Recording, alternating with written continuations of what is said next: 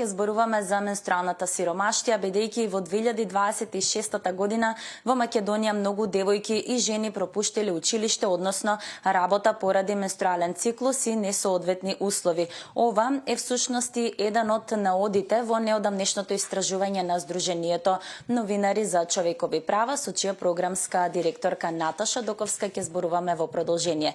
Добро утро и благодарам што прифативте поканата за овој разговор на една тема која можеби се уште е табу, а од голем јавен интерес. Па кажете ни за почеток во вашето истражување колку испитанички беа вклучени и кои се најзагрижувачките податоци до кои што дојдовте? Пред добро утро и благодарам што повторно ја актуализирате оваа тема. Ние веќе 12 години работиме на истата и секоја втора година правиме истражување да видиме до кое ниво сме стасани. Можам да ви кажам, освен бројката на одговорени прашалници, која што оваа година достигна 2007 жени кои што се согласија да одговорат, предходно многу малку беа, се срамеа дури да говорат на оваа тема, други подобрувања нема. За жал. Значи, ние се уште се соочуваме со менструална сиромаштија и тоа од повеќе причини. Пред се пристапноста до местата каде што можеме да управуваме со менструалната хигиена, потоа цената на менструалните производи и на крајот неинформираноста се главни причини зашто ние, можам слободно да кажам, се соочуваме со менструална сиромаштија. Значи, од 2700 одговорени анкетни прашалници, 55,6% од анкетираните одговориле дека пропуштиле училиште или работа, што нели ја покажува директната цена на недостапноста. И сега зошто пропуштиле? Пред се заради тоа што немаат инфраструктурата е несоодветна, односно девојчињата велат на училиште дека не можат да одат бидејќи едноставно вратите се скршени, не се затвараат, момчињата им влегуваат, значи тоа се деца во тие години каде што тие работи, условно кажано, се нормални, но од друга страна па нели не се нормални за управување со менструалното здравје. Потоа немаат соодветни канти за фрлање на ѓубре, немаат соодветни канти за немаат лавабо за управување, односно вода за управување со менструалното здравје. Често пат имавме одговор дека после одреден период во училиштата ги заклучуваат тоалетите, од кога еднаш ќе ги исчистат, им ги заклучуваат, што значи девојчињата не можат да одат. А од друга страна имаме голем број на представнички жени од државните институции, па кои што велат дека исто така немаат соодветна инфраструктура, односно соодветни тоалети, по кои што би можеле да управуваат со менструалното здравје. Односно 18,5% од испитаничките одговориле дека не се сигурни во квалитетот на условите на производите што ги купуваат. Значи, голем дел од жените се жалат на постменструални инфекции кои што се јавуваат како употреба на одреден вид производи. За мене е застрашувачки што голем процент на жени, над 90%, се уште употребуваат само менструални влошки, тоа влошки за една употреба. Многу мал процент употребуваат тампони, а од 2700 испитанички, само 2 жени, например, одговориле дека употребуваат менструална чашка, што е една од најпрепорачуваните од Светска здравствена организација и други институции, кои што се занимаваат со оваа проблематика од причина што е најбезбедна за репродуктивното здравје на жената. Исто така имаме и проблем во однос на, проблем жените, девојчињата одговараат дека не можат да купат за тоа што цената им е висока.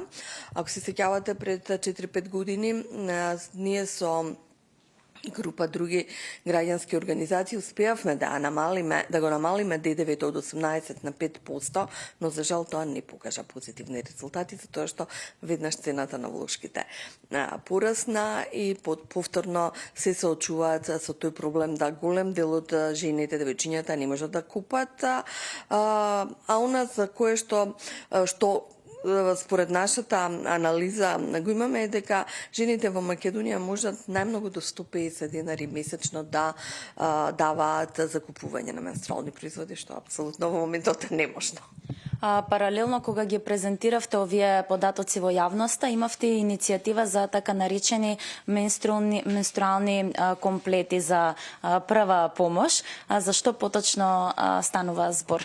Да, значи јас често пати велам дека ние не сме измислиле топла вода, туку дека нешто сме виделе што го прават и ги земаме оние позитивни искуства што го има во другите држави, така што нашите колеги од Франција неодамна промовира еден менструален пакет за прва помош, го нарекуваат.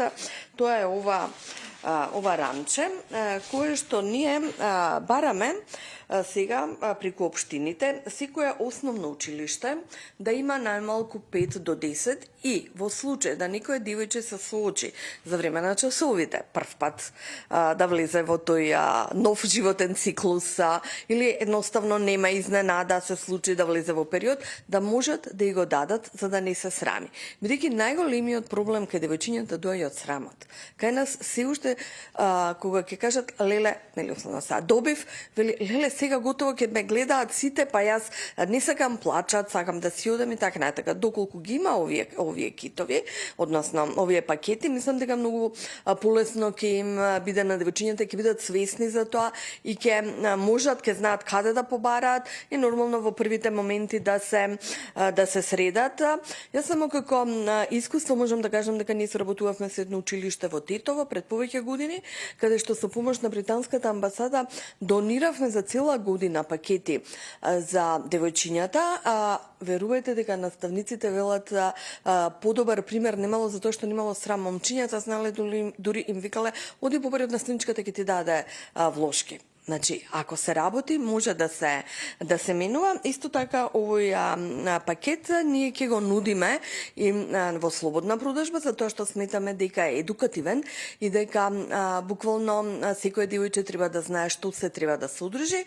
Во него имаме влошки за една употреба, имаме влошки за повеќе кратна употреба, имаме гаќички кои што помагаат при управување со менструалното здравје, имаме кесички на кои што сакаме да ги научиме како да го селектираат отпадот, менструалниот отпад и имаме она врекичка за топлење на стомакот, нели доколку имаат болки, затоа што исто едно од прашањата кој што е многу актуелно, со кој што се соочуваат жените кај нас, е тој менструален одмор, односно отсуство од работа, бидејќи и девојчињата, посебно жените се жалат и велат дека се соочуваат со болки, со едноставно неактивност тие денови. И сад ние гледаме да најдеме начин како тоа да се ублажи. Една од иницијативите е да им се обезбеди еден ден во месецот да не одат на работа, но знаете, од друга страна компаниите се плашат од злоупотреба и ќе видиме во која насока ќе се движиме. Наташа, ви благодарам за овие исцрпни информации кои што ги споделивте пред објективот на Телма, за да ја разбиеме на некој начин стигмата околу оваа тема. Инаку на самиот крај од првото линковско вклучување за денеска би напоменала дека и во второто ќе се фокусираме на една тема поврзана со женското здравје. Наш соговорник ќе биде представник на медицинската фела, но за што поточно станува збор ќе дознаете за 60 на минути, така што останете со програмата на Телма, а нашата екипа останува на терен.